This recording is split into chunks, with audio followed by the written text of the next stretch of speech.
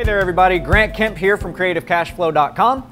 Today we're going to talk about how to search title. How to search title, okay? This is one of those skills that can really come to help you in the long run. And as you continue to watch these series, I particularly suggest that you watch the title search case study that we'll be putting out there, because I'm going to show you how knowing the skills that I'm going to teach you right now will be the deciding factor sometimes that decides whether or not you're going to make a bunch of money in real estate. So that case study is going to give you a really good example of a time that I made $60,000 because I knew how to do what I'm talking about today.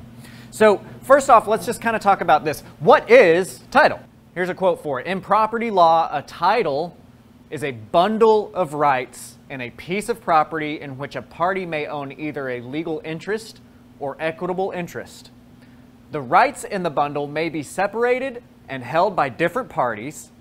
It may also refer to a formal document, such as a deed, that serves as evidence of ownership. That's title. One of the reasons I really like this definition of it, as Wikipedia'd as it is I like the fact that it points out it's a bundle of rights that can be owned by different people. So you're going to hear title in a couple of different ways. A lot of times you're hearing somebody say, well, I'm going to take title to this house, or we took title to this house. And in that definition, now we're talking about the formal document such as a deed, right? I can take title, meaning I am the owner of the property. I've gotten a deed to the property. And if you want to know more about how deeds work, watch our Subject To video, watch the wraparound video. Those are going to talk a little bit more about deeds and how that all works. Separate from that, we also have the bundle of rights aspect. We also have the fact that even though your ownership is your ownership, there's going to be different claims to that right. Here's one really easy example to think of in that way. Think about a husband and wife. They both have right to the ownership of that property, right? Because they both get 50%. So even though the title is one singular item, you've got two people that claim title to that, right? Well, outside of that, you can also have like mechanics liens. You can have the most common lien that we're going to be referring to of the mortgage, right? So title is a very all-encompassing name.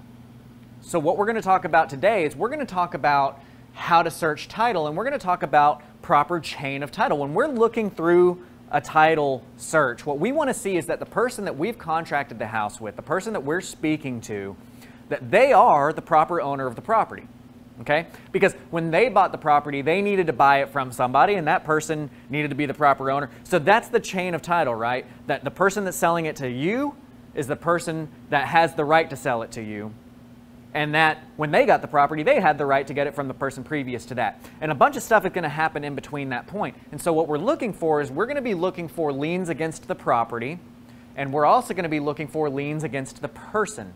If you want to know more about liens, watch our Basic Understandings video. The Basic Understandings video is going to talk to you a little bit more about what a lien is, why it matters, that kind of stuff. I'm going to assume you already have that knowledge at this point in time.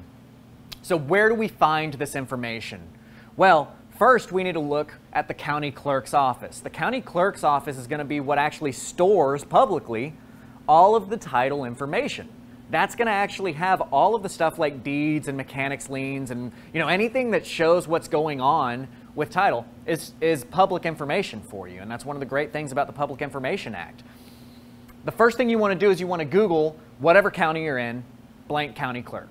Just Google that county clerk, and that's what you're going to pull up. Once you're in that county clerk, you're going to find anything that's on there that says online products, anything that says real estate search, or public record search. Those are going to be the things that you look for, because in the county clerk, you'll also be able to search. A lot of times they've got marriage records and things like that that you can select from the county website. We don't care about that. We care about real property. Now, most counties that I deal with, because I'm dealing with major cities like Dallas, Fort Worth, Arlington, the big cities. Most of those guys have everything searchable online for you. What we're finding is that as time goes on, more and more people are switching to an online system where you have these systems available to you to look for title. However, some of the smaller places, some of the smaller counties that you're dealing with don't necessarily have everything online yet. They'll get there. If you really want to search title, you can go into their office and look for it. I don't necessarily, at that point in time, it's just a little more work than it's worth, in my opinion. Your title company is going to do this search for you. Your attorney's office is going to do this title search for you. And again, even though that's happening, this knowledge can be the difference between you making or breaking on a deal. And again, watch the case study so that you understand what I'm talking about when I say that. What I'm going to be talking about today is going to be Dallas County, because I'm in Dallas County. Now, what I want to point out to you is that even though I'm going to be using Dallas County, this is my Teach a Man to Fish section, right? Just search for the county clerk. Everybody's working pretty much the same way. So the principles I'm teaching you today, you're going to be able to use on your different counties. It's just I'll be showing you examples in Dallas County. So the way that that works is you search Dallas County Clerk, right? Our first link is Dallas County Clerk. I'm going to click on that. That brings me to this page. Now, at this bottom left-hand side, official public record search. That's my keyword. That's what I told you to be looking for, was a public record search. So we're going to click on that side of it. And then that brings us to a section that looks like this. Now, Rome is a third-party company. Rome is a third-party company that does the title searching software for a lot of different counties. So depending on what county you're in, you may be using Rome or you may be using their own system. If you ever see this Rome logo, that's what you want to click on, because that's going to get you where you're trying to go. And in the Rome system, you will just need to register. Now, registration for public record searches is free. You don't have to pay to get registered with these counties to do the public records search. The great thing is that most counties will at least show you the first page of every document that's recorded there for free. Then you can pay a very nominal amount to get the rest of it. If you need information that's on the second, third, fourth page, anything like that, you can pay to download that information. And usually you might spend $4 or $5 on doing that. So it's not that big of a deal. But registration is free. So go ahead and register. And when you get into it, this is what it's going to look like. That's the Rome system. That's going to be what we're searching for. Now, we're in here. What do we actually search for? What are we actually using to search for this? So to actually search, we need to have some information. We need a legal description. That's what I use to search for this stuff. So to get the legal description, you're going to go to the county CAD, the Central Appraisal District. And it works the same way as the last thing, right? You just Google search, whatever county CAD. You know, Dallas County CAD, Tarrant County CAD, whatever.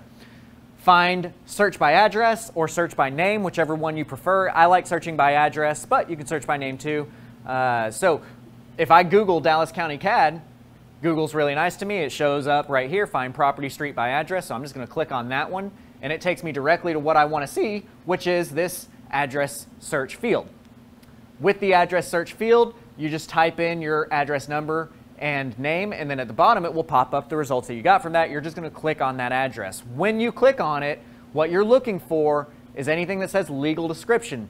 Secondly, the thing that you want to keep an eye on that's just not a big deal, but is just a real quick indicator of what's going on, look at the owner name that's listed on tax. Is that owner the person that you're speaking to or not? If it is the person you're speaking to, fine and dandy. If it's not necessarily a terrible thing. It's not necessarily saying that you're not speaking to the owner, because sometimes different things are listed different ways on these websites, but that's at least a flag that you need to be aware of as you start searching title. You want to say, why is it that Joe is the one I'm speaking to, but Betty is the one that's listed as the owner on here, right? So then you will be searching through title records to see if Joe actually has the right to sell you this property.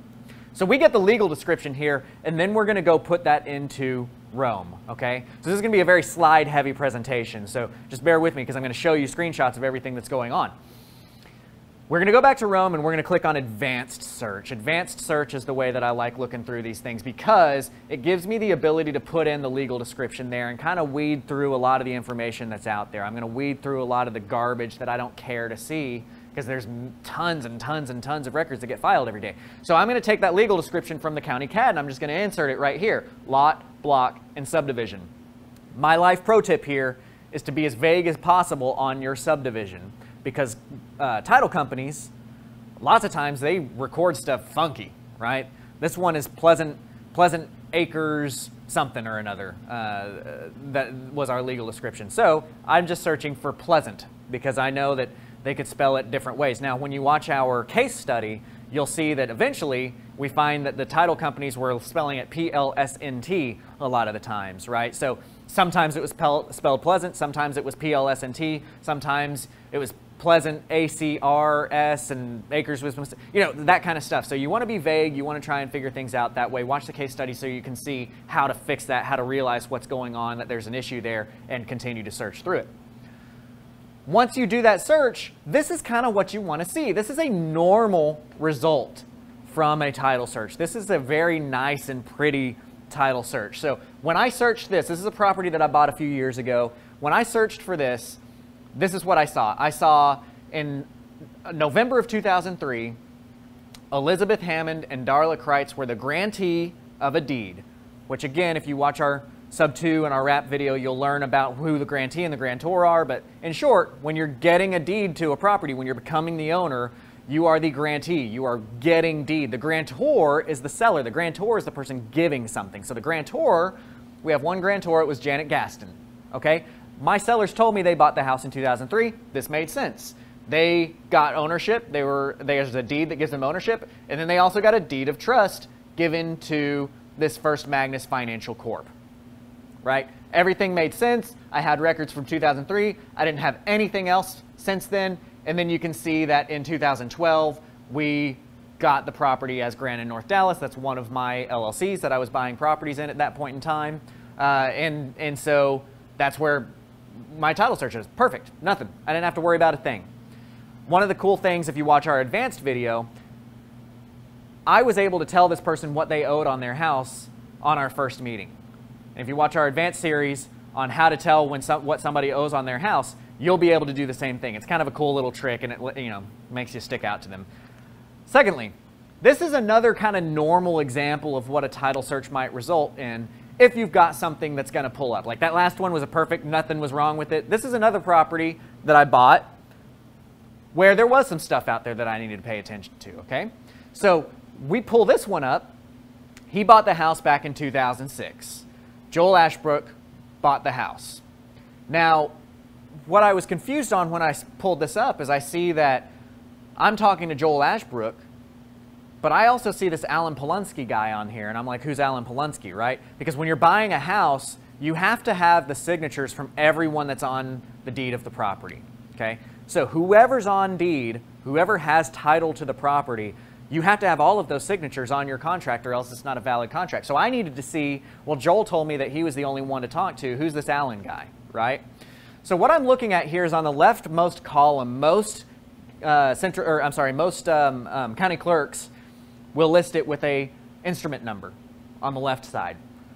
But it'll be listed as an instrument number regardless. Well, our instrument number here ends in 2118. That's how I can tell that this is one document, because this one document has one instrument number. Your instrument number is a specific number to that specific document. This deed of trust is recorded as 2118.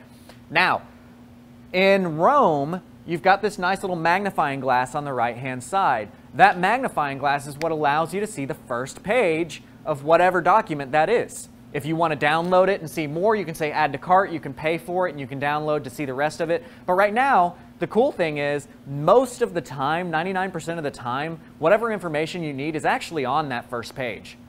Right? Deed of trust shows how much their deed of trust was for. It shows what their loan amount was for, not what they bought it for, but what their loan amount was for. And most of the time, that's all you need. So what I'm going to do is I'm going to click on that. I'm going to click on that little magnifying glass, and this is what it pulls up for me. It pulls up a deed of trust. Okay? Now, in this deed of trust, you can see in the middle of it, right there on that first paragraph, they have a $114,400 debt on this property. The first line here, I see the trustee is Alan Polonsky. Okay, so now I'm not too worried about who this Alan guy is. I just see that he's the trustee.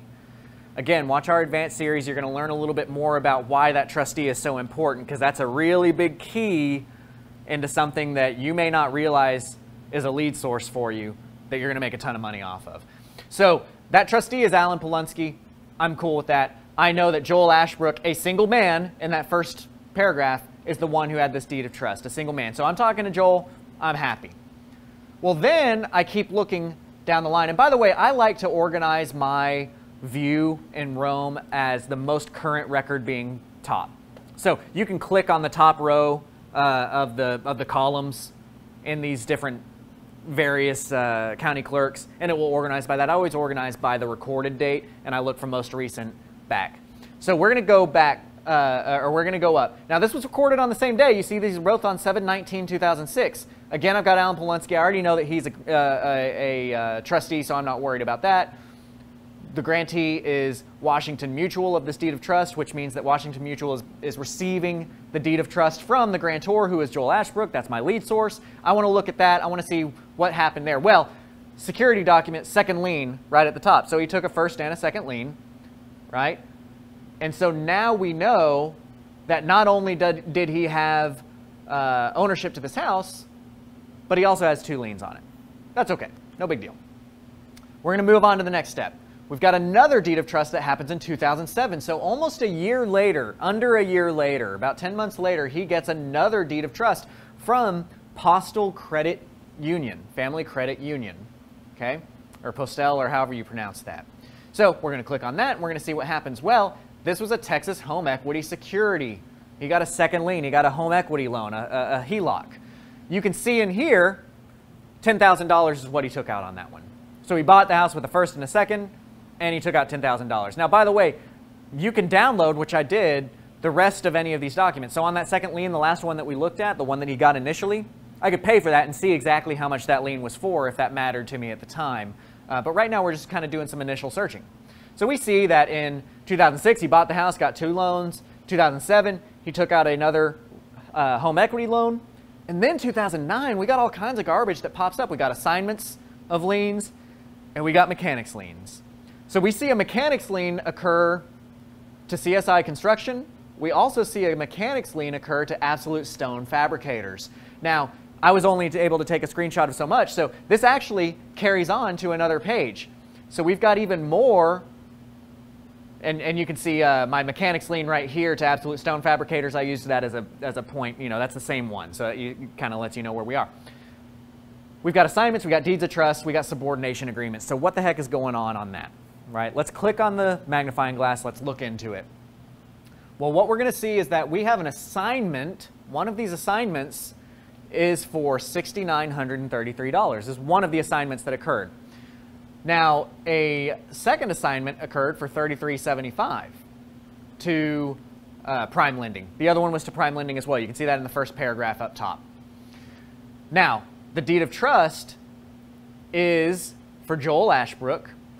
And again, by downloading the whole deed of trust, you can see on the second page, it was actually for the sum of those 2 assignments. So what happened here is that when he got those mechanics liens put up against his property by CSI Fabricators and the stone people, I forget their name, he went out and he took out a loan from Prime Lending to pay those guys off. Prime Lending said, okay, that's cool. As we clicked through those documents, I was able to tell that Prime Lending paid both of those guys off so that Prime Lending had a single loan with Joel that he was able to pay off. And that's what those deed of trusts were, that's what the assignments were, that's what those mechanics liens were. So you can kind of click through that and see what's going on. This is nice because you're doing your due diligence so that when you go on the appointment, you already know what you're dealing with. You can feel a little bit more comfortable with this. Now, I'll tell you, once I've gotten more comfortable with negotiations, now that I'm in the position where I'm in, I don't really do this. I don't look through this on every lead. But whenever I started in the business, it really helped me to just know everything before going into it. You know, I kind of had an idea of what our conversation was going to be before I stepped into the front door because I had a baseline information point of what's going on.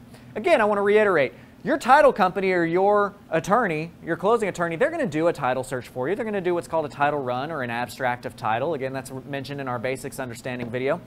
And that's great. 99% of the time, that's going to be all you need to have done. But again, we are going to go through a case study called the title case study that if you watch that, there's a house that I got last year actually that if I didn't know how to do this stuff, I wouldn't have been able to close the deal. The timeline was too short. Most title companies are going to take several days, 4 or 5 days before they even get the title run back in, and that's assuming that they're not even super busy. In the height of busyness, sometimes it's taken 2 weeks before you get your title work back in. Well, I had 11 days from the time that I had the initial contact with the seller to the time that they were going to foreclosure. And my seller told me there was all kinds of crazy stuff going on title, so I went out and looked at it, and there was all kinds of crazy stuff going on title. But because I was able to search it myself, I was able to find what was wrong, I was able to fix what was wrong, and I was able to pull this deal from foreclosure and then continue to fix the problems myself and I ended up turning about a $60,000 profit on it. Okay, so it is valuable to have these different tools in your tool belt as an investor. That said, keep in touch with us, guys. You can keep in touch with us, grant@creativecashflow.com. That's my personal email address. I'd love to hear from you. I'd love to hear some of these stories of you using what we're talking about here and buying houses with it. That makes me really happy. I like learning about that. Don't forget to go out and search for Propelio.com on Facebook, search for Propelio.com on YouTube, follow the videos, share, like, all that kind of good stuff. Same thing with CreativeCashflow.com. We want to stay involved with you. We want to hear what's going on with you. So keep in touch with us, keep watching these videos, keep on learning, and I'll see you next time.